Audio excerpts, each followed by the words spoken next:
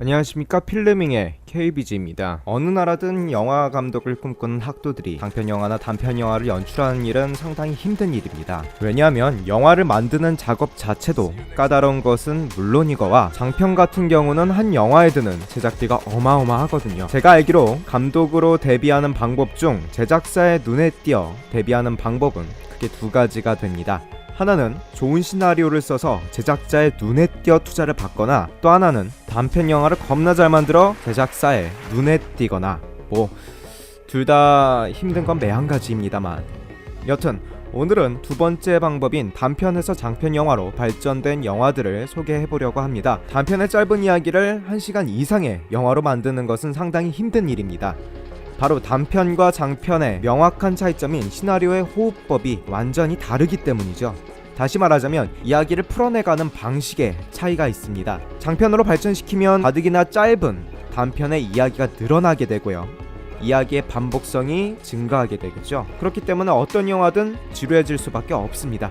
그런 단점이 있음에도 불구하고 단편에서 나오는 특정 소재나 세계관을 참신하고도 재밌게 확장시켜 단편의 내용을 장편의 극중 일부에 넣어 만든 장편 영화들도 있습니다. 자, 그렇다면 우리나라 영화 중에 어떤 영화가 단편에서 장편으로 발전됐을까요?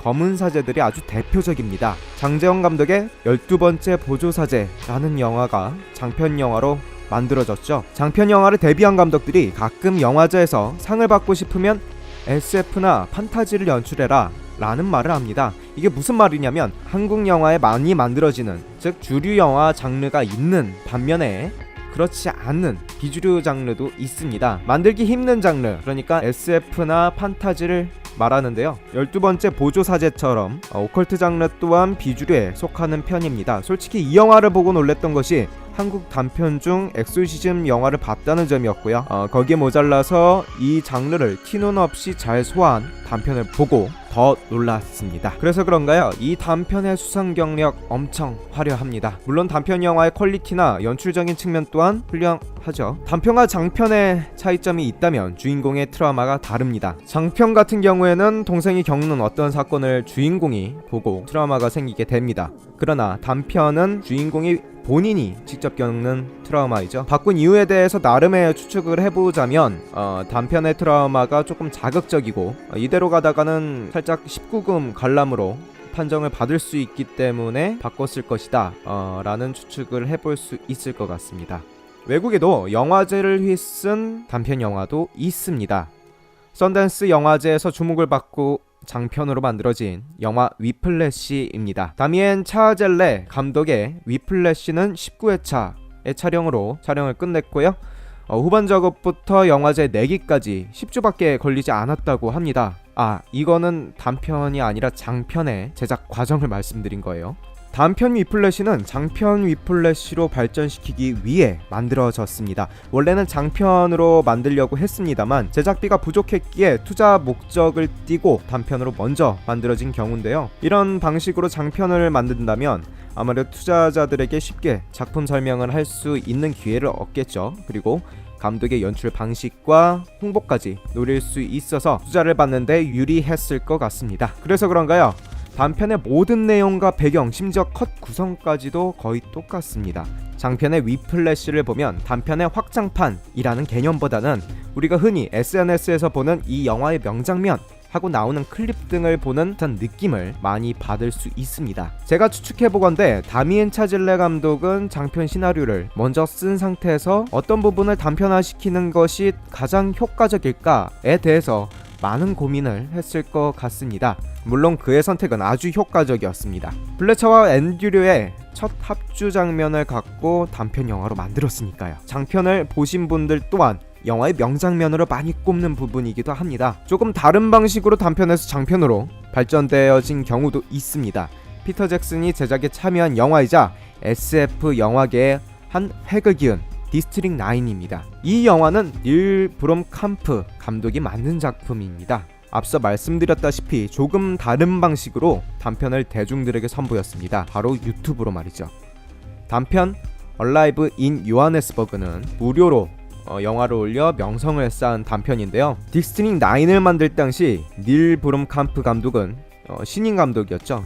지금은 뭐 엘리시움에 이어서 세피까지 만든 감독인데요. 이 감독은 특수효과 아티스트로 출발해서 MV, CF 감독을 거치고 영화 감독으로 데뷔한 분이라 그래서 그런지 아마 그 대다수 단편 영화에선 SF 장르를 주로 다루고 있습니다. 얼라이브 인 요하네스버그는 사실감이라는 무기를 갖고 있는데요. SF 영화에서 사실적인 감각은 무척이나 중요합니다. 바로 우리가 살아가는 공간에서 느낄 수 있는 어떤 감정을 영화에 녹여내는 것이 가장 중요합니다. 이 단편에선 인간에 대한 고찰과 인종차별을 녹여 전달하고 있어 디스트릭 9은 얼라이브 인 요하네스버그의 연장선상에 놓여있는 영화이자 차이가 거의 없을 정도로 크기만 살짝 다른 쌍둥이와 같은 영화입니다. 어느 정도로 비슷하냐면 인터뷰 장면을 중간중간 삽입해서 진행한다던가 카메라를 삼각대에 고정시키지 않고 거칠게 찍는 것을 핸드헬드 기법을 사용하기도 하죠. 사실감과 관객들의 몰입감을 높일 수 있다는 장점이 있는 이 방식을 페이크 다큐라고 합니다. 뭐 굳이 차이점을 말하자면 외계인의 디테일한 사실감 표현 정도가 되겠죠. 유튜브로 유명해진 영화의 경우로 이와 또 비슷한 영화가 있습니다. 바로 소우이죠. 이 영화는 연출은 제임스 완이, 각본은 주인공으로 나오는 리 워넬이 영화학교에 함께 다니면서 만든 영화입니다. 소우 단편은 9분 30초의 영화로 한 남성이 어딘가 갇혀 의문의 인간에게 목숨 건 게임을 제안받고 죽느냐 사느냐 라는 내용으로 이끌어나가는 단편입니다. 사건의 호기심을 끌어올리는 동시에 인간의 참혹성과 이기심을 우리들에게 내리꽂듯이 전달해주는 영화이죠. 자, 그러나 장편보다 긴장감이 살짝 떨어지는 것이 사실입니다. 장편에서는 두 남성이 밀실이던 공간에서 벌어지는 목숨건 사투를 하고 있어서요, 주인공이 어떤 일을 할까 말까 하며 우리들에게 숨막힐 듯한 긴장감을 조성해줍니다만 단편에서는 아무래도 시간적인 제약이 있기 때문에 그런지 긴장감 조성에 대한 구성이 살짝 부족합니다. 또 변해적으로 장편에서 단편으로 이제 순서가 좀 바뀌었죠. 만들어진 영화들도 있습니다.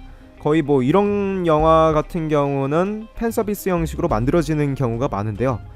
이 영화가 이와 같은 경우라고 생각해 볼 수 있을 것 같습니다. 본 영화가 개봉하고 난 뒤 이틀 뒤에 영화제에서 개봉한 영화입니다. 영화의 제목은 아닌강, 그래비티의 단편 영화입니다. 이 단편의 감독은 그래비티를 연출한 알폰소 쿠아론이 아닙니다. 그래비티의 각본으로 참여하기도 했고요. 알폰소 쿠아론의 아들인 조나드 쿠아론이 연출을 맡았습니다. 아닌강은 스핀오프 성격을 갖고 있습니다. 장편에서는 우주에서 조난당한 스톤 박사가 지구에 SOS를 송신할 때 에스키모인과 대화하는 장면을, 반대로 단편에서는 지구에 있는 에스키모인이 스톤 박사의 SOS를 받는 내용으로 이루어져 있는데요. 일반적인 우주 재난 영화라면 우주에서 미아가 된 스톤 박사의 모습을 교차 편집시켜 그녀를 걱정하는 대중과 나사의 모습, 위기 대처 능력이 없는 정부 등을 보여주는 것이 일반적이겠죠. 그러나 그래비티는 스톤 박사가 우주에서 겪는 시련을 아름다운 우주로, 또 동시에 공허한 우주로 다루는 영화입니다. 그렇기에 우주의 스톤 박사만 나옵니다. 물론 후반부에 지구에 도착한 스톤 박사가 나오는 모습이 있습니다만, 여튼 그 특정 장면과 단편은 다른 장소, 다른 상황에 처해져 있는 두 사람을 보여주죠. 그러나 그 둘에는 크게 이질감이 느껴지지 않는다는 점에서 장편에서 맛본 감동을 단편으로 이어져 나가게끔 만든 단편이었습니다. 앞서 말씀드린 팬서비스 형식으로 만들어진 단편은 픽사에서 많이 만들고 있는데요. 크리스마스나 할로윈을 맞이할 때마다 발표되는 형식입니다. 관심 있는 분들은 한번 보시는 것도 나쁘지 않을 거라고 생각합니다. 꼭 장편만 드라마가 재밌고 캐릭터가 특이하거나 감동적으로 전달되지만은 않습니다. 단편도 드라마가 재밌고 캐릭터가 특이하거나 감동적으로 전달할 수도 있습니다. 오히려 장편에 견줄 정도 혹은 그 이상의 수준을 갖고 있는 영화들도 꽤 많습니다. 자, 오늘은 단편에서 장편으로 발전한 영화들을 살펴봤는데요. 재밌게 보셨는지 모르겠습니다. 오늘은 여기까지 필름밍의 KBG였습니다. 감사합니다.